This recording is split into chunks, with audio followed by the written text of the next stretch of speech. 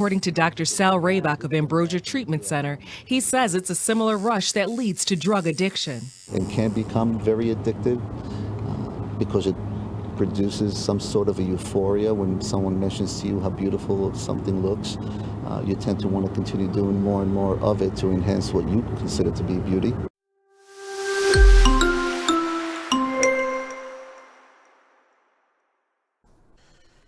Now, one thing is I don't have against is tattoos. Tattoos are fine, and you look at the type of tattoos, how many, and you see a lot of men, women get a good amount of tattoos on their body. Some a little bit insane. Some, does it as an artwork. I mean, there have been movies made about the Illustrated Man. I think there was a movie called Tattoo as well. But there's a point where when you tattoo yourself in certain parts of your body or on all of your body, and you want to go out and get a job, it becomes very difficult. Because, if you're trying to work in an office place or something like that, there are certain looks. Certain companies have looks. Walking in looking like something out of a horror film or out of a biker movie or someone who works at a tattoo parlor isn't going to help you in the interview. And there's a woman online who has tattooed herself from pretty much head to toe. And she claims she's addicted to tattoos and she can't get a job. Off the New York Post, I'm addicted to tattoos and now I can't get a job. A woman claims she can't secure a job after her tattoo addiction took over her body. Covered in head-to-toe ink, Melissa Stone, 45, from Wales, has lost count of how many pieces of body art she has, saying she even covered up her old tattoos with new ones due to lack of body real estate. I've got too many tattoos now, too many to count. I've gone over ones that I've already had, she told the Mirror. I'll never stop. I tattoo over them because I ran out of space. Her passion for tattoos has soiled her career prospects as many jobs won't have her. While she's cleaned toilets before, it didn't last very long, but she would gladly go and work if someone offered her a position. I can't get a job because they won't have me. I applied for a job cleaning toilets where I have lived, and they won't have me because of my tattoos, she said. But if someone offered me tomorrow, I would go work and I would take the offer. I expected this in life. I can't fit in with people as I like to be me and always going to be myself. Her tattoos, she explained, of her coping with abuse she alleged at the hands of her older brother, Gavin Sloan, who recently imprisoned for sexual assault and rapes against children. Sloan claims Gavin, who's her half-brother, touched her down in the bath when they were a pair, 6 and 7 respectively. I told my mom, but we were both small kids, and she brushed it off. She didn't really believe me, she said, but it carried on and got worse in my teens. Gavin and I shared a bedroom, and he took every chance that he could to grope me and tried to make me perform sexual acts on him. He drilled small holes in the bathroom and door to spy on me. When she grew up, thinking it was normal, which was further enforced by Gavin's sickening reassurance, she eventually reported the behavior to the police, which she claims didn't take her seriously.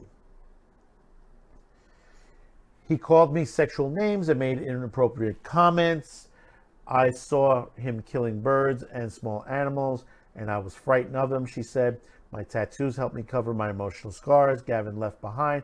She added, saying, please, he behind bars. They're masking, and I hide from the world behind them, but now that he's finally in jail, I can begin to feel free. Now, I can understand her mistreatments and stuff like that. But the thing about it is, she needed help. And she yelled out for the help. And she couldn't get it. But I think she didn't go to the right places. As she got older, she could have taken herself to see somebody for that. You know, her brother abused her. Her family didn't believe her. The police didn't believe her. But she could have gone to psychiatrists and get mental help.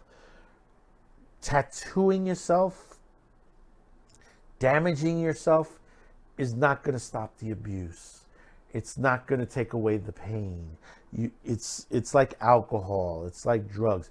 It's an okay for now, but you're going to get to the point where it's not going to help anymore.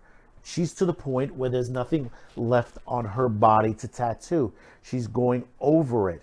It's like, for example, you've seen construction yards where they've had posters up, and then another poster's put over that, and another poster put up there, and it's just literally one post after another post. It's a mess.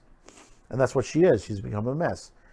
Now, as far as the job front, I'm surprised she hasn't taken up tattooing and gone to, working for a tattoo parlor or working the front desk at a tattoo parlor to that situation, or working at a swanky nightclub type situation, like a S&M club or something like that. Just giving a little advice on there, because most average jobs, they're looking for a look also. Someone, if you have tattoos, on your arm, on your leg, on your back, you can cover it up. No one's telling you you don't have to have tattoos. Keep them hidden while you're working. It's your body. Yeah, of course, you can have it. But the thing about it is, when you go overboard like this, it's like you're out of a Mad Max movie at that point. If you start tattooing a lot of places on your body, get some medical help. Some people say, well, it's art. It's art. But you're destroying the rest of your body. You're destroying your life. If it's something that you're emotional on there, get yourself some psychological help. It is easy these days. People say, well, no, it's not easy. Yes, it is. Your local doctor will set you up with it. Your clinic, if you go in your clinic and says, listen, I need some help. Can I see someone? Because I'll tell you, anytime, and I know because she's overseas, here in the U.S., the clinics, especially here in New York City, the clinics here in New York, the one thing, is that old Star Trek joke in the Voyage Home. Spock's taking the test, and then he gets to the end and he says, how do you feel? When you go to the doctor here, they're asking, how do you feel? Are you depressed? Have you been depressed for a while? They ask you these questions. And if you're saying, I do feel depressed, would you like to see somebody? We do have somebody here after your regular appointment that they could sit and talk with you. And this is every time I go on my appointment. How do you feel? I feel okay. Are you a little depressed? Do you want to talk to somebody? Yeah, I could sit around and talk with somebody for a while and rap with somebody.